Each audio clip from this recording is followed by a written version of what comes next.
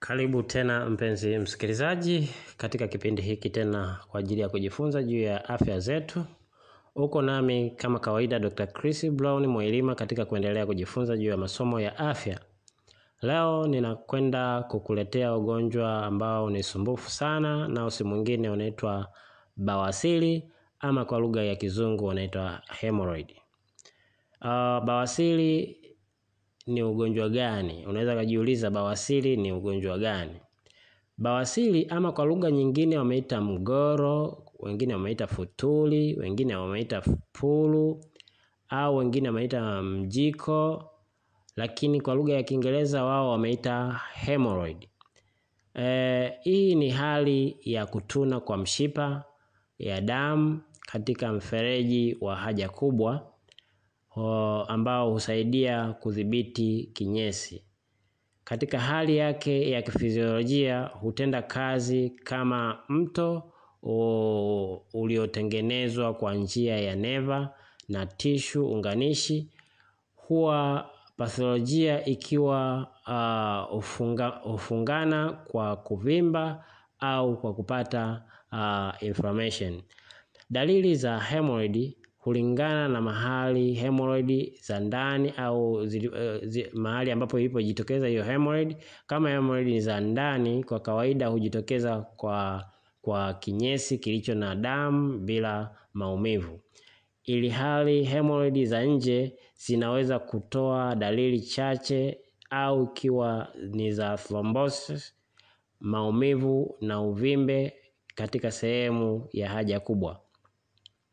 Wakati watu wengine hulejea kimakosa dalili yote ile inayotokea karibu na sehemu hizo za haja kubwa ama kwenye utumbo mpana, kwenye rectum ya kwenye hizo haja kubwa au hemorrhoid. Na visababishi hatari vya dalili vya hii tatizo la hemorrhoid vinapaswa pia kuangaliwa kwa umakini sana, maana unaweza kujua kwamba ni hemorrhoid lakini kumbe ni tatizo lingine.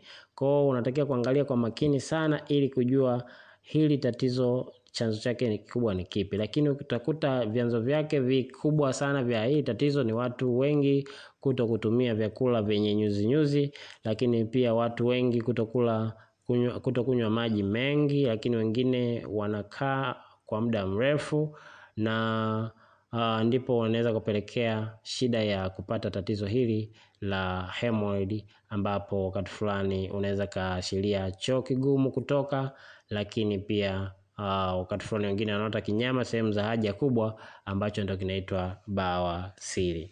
Matibabu ya mwanzo ya maradhi madogo hadi yale ya kawaida huwa na ongezeko la kula chakula kilicho na fiber, yani zile nilivyosema nyuzi nyuzi, lakini kunywa vinywaji au maji ambayo yanaweza kusaidia choo kisiwe kigumu, lakini pia kunywa dawa za kutibu hizo inflammation ama uvimbe lakini pia kuondoa maumivu sehemu hizo za haja kubwa.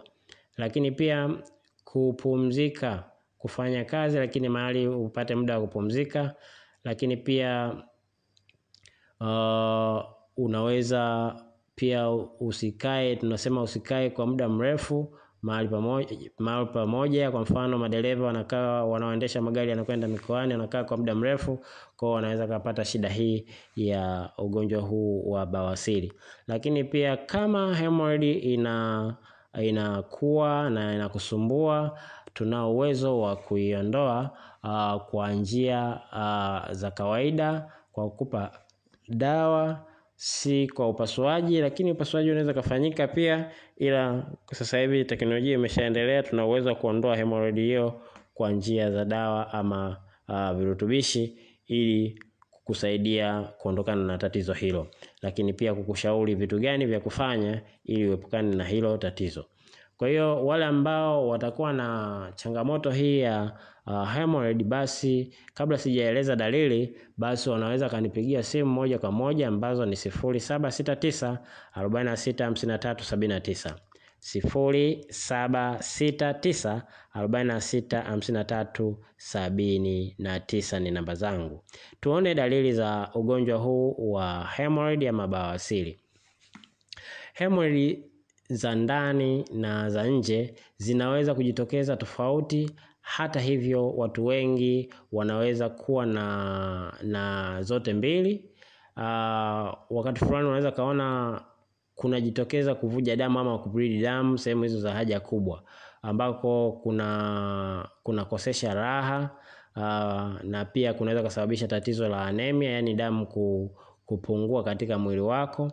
Lakini pia kunaweza kuhatarisha maisha kwa mtu, kwa sababu damu kuwa chini, kwa sababu kila kienda choo damu inatoka. Watu wengi wanaweza kuona haya wanapokumbana na matatizo ya ugonjwa huu wa bawasiri, matatizo ambayo kama yatakuwa hayajatibiwa basi unaweza kukutana na mambo yafuatayo. Kwanza utaona hemorrhoid za nje ikiwa hazina thrombus ama hemorrhoid za nje zinaweza kusababisha matatizo machache. Hata hivyo zinaweza kuwa na thrombosis zinazoweza kuwa na maumivu sana. Hata hivyo maumivu haya huisha kwa muda wa siku 2 hadi 3 kwa wengine. Hata hivyo uvimbe unaweza kuchukua wiki chache kupotea, kisha usipozingatia zile kanuni za kula basi utarudi tena. Wakati pia unaona maeneo haya ya haja kubwa pana uvimbe, lakini choo kinatoka kigumu, alafu yani choo kinatoka kama vile mavi ya mbuzi ama kigumu, wengine wanapakua choo hicho, ujue hilo ni tatizo linalosumbua sana hizo hemorrhoid. Sasa hemorrhoid zinakuwa stage ya kwanza, stage ya pili mpaka stage ya 3 na ya 4. Kwa wengi unakuta mpaka kile kinyama kimetoka kwenye haja kubwa kinabembea.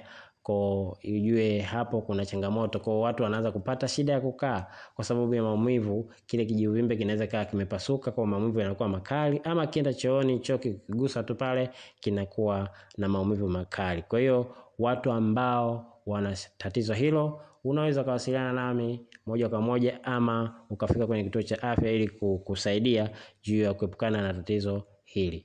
Kwa tunaona kwanza visababishi ni hali ya ulaji na unywaji na kukaa mahali pamoja kwa muda mrefu. Kama unakunywa haunywi maji ya kutosha, ni sababu mojawapo ya kuweza kupata tatizo hili la bawasiri. Lakini pia kama hauli vyakula vyenye nyuzi kama mboga na matunda, basi pia una uwezo wa kupata tatizo hili la hemorrhoid. Kwa wengi pia wale ambao wanaendesha magari kwa muda mrefu pia wana uwezo wa kupata tatizo hili la bawasiri ama hemorrhoid. Lakini pia watu ambao hawafanyi mazoezi pia wana uwezo wa kupata tatizo hili la hemorrhoid. Kwa hiyo msikilizaji, kwamba nini ufanye, fuata sheria, kanuni za afya zinavyozingatia. Kama ni kula vizuri, basi kula mboga kwa wingi, alafu punguza vyakula vya ngano na punguza vyakula sana vile vya kukaanga. Lakini pia usikae muda mrefu, au pia jitahidi kunywa maji ya kutosha. Lakini jitahidi pia kufanya mazoezi, itakusaidia kuondokana na tatizo hili la bawasiri ambao linasumbua watu wengi. Wengine wameenda kufanya operation, lakini wengine wamepoteza maisha, lakini wengine wamesaidiwa. Kwa jitahidi kuwahi mapema ili kuokoa hili tatizo. Kama utahitaji dawa, basi utapiga simu ambazo nimezitaja hapo, ambazo ni 0769465379 0769465379 ni namba zangu. Dr. Chris, karibu tena katika kipindi kingine, tutakuja kujifunza somo lingine. Asanteni sana.